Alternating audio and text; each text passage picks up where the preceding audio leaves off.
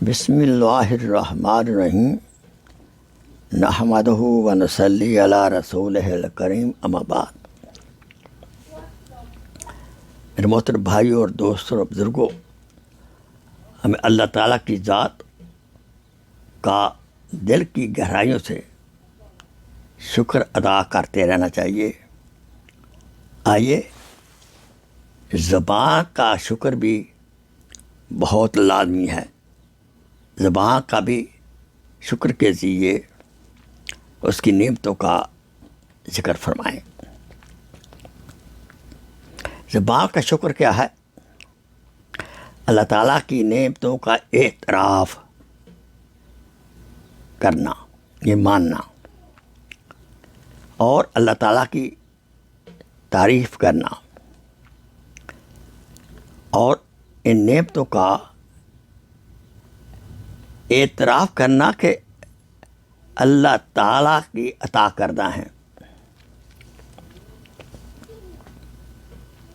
وَأَمَّا بِنِعْمَةِ رَبِّكَ فَحَدِّثْ، سورہ الضحیٰ۔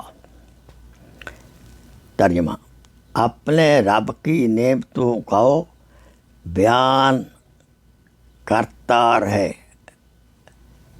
انسان اس کو بیان کرتے رہیں۔ اس آیت پاک کے مفہوم میں حضرت جابر رضی اللہ تعالی عنہ نے فرمایا کہ آقا سرور عالم صلی اللہ علیہ وسلم نے فرمایا کہ جس شخص کو کوئی تحفہ پیش کیا جائے تو چاہیے کہ وہ اس کا بدلہ تحفہ کی شکل میں دے، اور اگر کسی کے پاس بدلہ دینے کے لیے کوئی چیز نہ ہو تو اچھے الفاظ میں اس کی تعریف کرے، تاکہ تحفہ دینے والے کا دل خوشی سے بھر جائے۔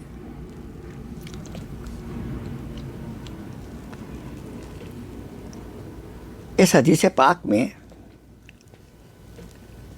انسانوں کی تقسیم کی گئی ہے۔ نمبر 1، شکر گزار بندے۔